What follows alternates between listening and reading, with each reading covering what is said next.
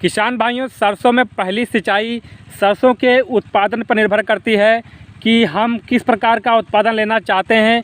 अगर बढ़िया सा उत्पादन लेना चाहते हैं तो सरसों की जो पहली सिंचाई है कब करनी चाहिए। तो आज की वीडियो में किसान भाइयों हम बात करने वाले हैं कि सरसों में पहली सिंचाई कितने दिन बाद करना चाहिए और सिंचाई करते वक्त क्या क्या विशेष बातों का ध्यान रखना चाहिए, और सिंचाई के बाद जो हम खाद डालते हैं कौन सी खाद डालें जिससे हमारा उत्पादन बढ़िया निकले। सरसों का जो पौधा है उसमें ब्रांचेज ज़्यादा हों, जब उसमें फुटाव सरसों के पौधों में ज़्यादा होगा तो फलियां हमारी ज़्यादा निकलेगी। पहली बात, सरसों की जब आपने बिजाई की थी तो सरसों की जो पौधे थे उसकी दूरियां कितनी है। लगभग पौधे से पौधे की दूरियां 1 फीट होना चाहिए। अगर 1 फीट नहीं है तो आप जहाँ तहाँ उसको सरसों निकाल सकते हैं। जैसे ये सरसों निकाल दिया तो उसकी दूरी कुछ कम हो जाती है। जब दूरी कम हो जाती है तो उसका जो फुटाव है, ब्रांचेस सरसों में निकलती हैं। जब ब्रांचेज ज़्यादा निकलेंगी, जब इसमें ब्रांचेज हमारी बहुत ज़्यादा संख्या में निकलेंगी तो उसमें जो फलियां बनेंगी वो फलियां भी काफ़ी ज़्यादा निकलेंगी, जिससे हमारी पैदावार भी ज़्यादा निकलने वाली है। तो किसान भाइयों, सरसों की सिंचाई की बात करें, अगर पहला पानी आप लगाना चाहते हैं, पहली बात किसान भाइयों आपको ध्यान रखना है कि जब आपने सरसों की बुआई की थी, सरसों की बिजाई की थी, तो वहाँ पर खेत में ज़्यादा नमी थी या नहीं थी, या पलेवा करके आपने सरसों की बुआई की है, तो उस हिसाब से आपको सरसों की पहली सिंचाई कर देना है।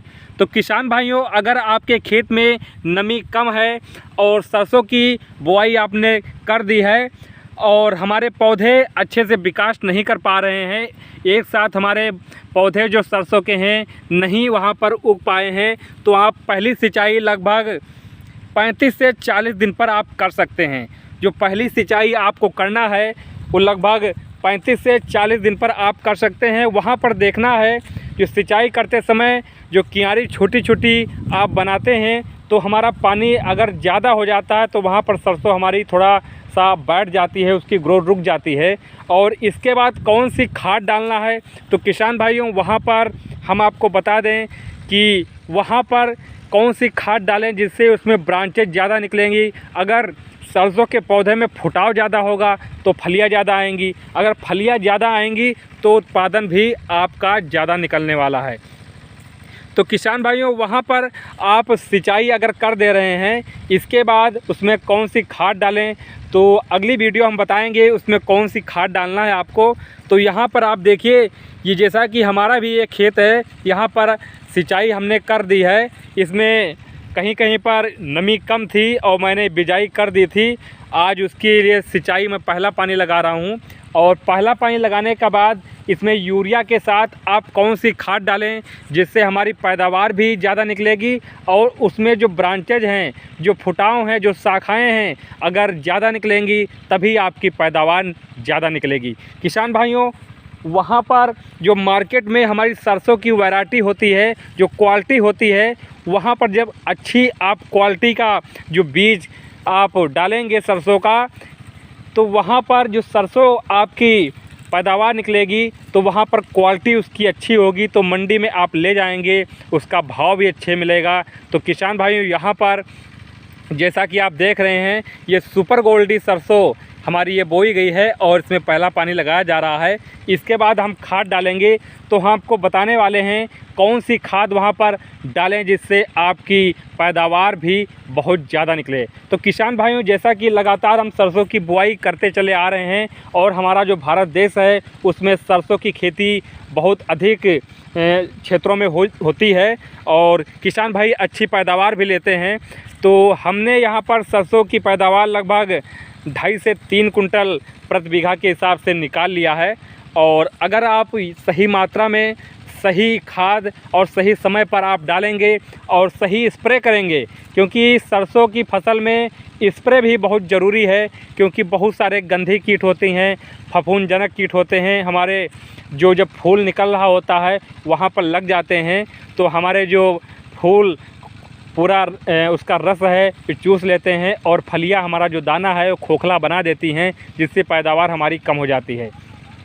तो किसान भाइयों, फूल निकलने से पहले आपकी जो पहली सिंचाई है सरसों की हो जानी चाहिए।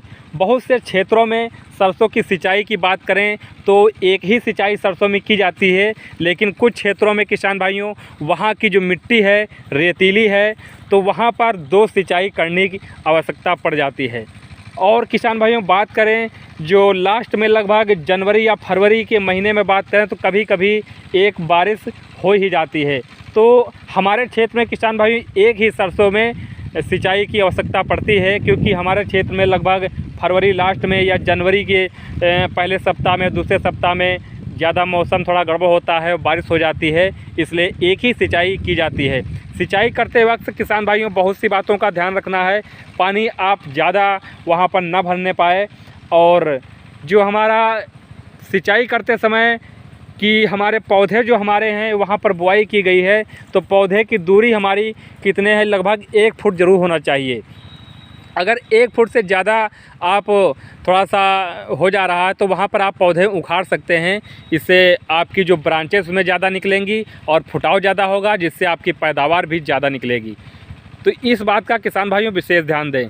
और यहाँ पर जो पौधे आपको हम दिखा रहे हैं कि जो ये पौधे हमारे हैं थोड़ा सा पीले हो रहे हैं, इसकी पत्तियाँ पीली हो रही हैं, तो इसमें कौन सी खाद डालें जिससे कि पत्तियाँ पीली हो गई हैं, तो यहाँ पर जो हरापन आ जाए जिससे हमारा पौधा विकास करे, ग्रोथ करे। तो उसके लिए हम नेक्स्ट वीडियो में बताने वाले हैं कि सरसों में पहली यूरिया के संग कौन सी खाद डालें, कौन सी टॉनिक, कौन सी जिंक उसमें आप स्प्रे कर सकते हैं, जिससे आपकी सरसों की फसल, आपकी पैदावार, अच्छी पैदावार निकाल करके आप को दे सकती है।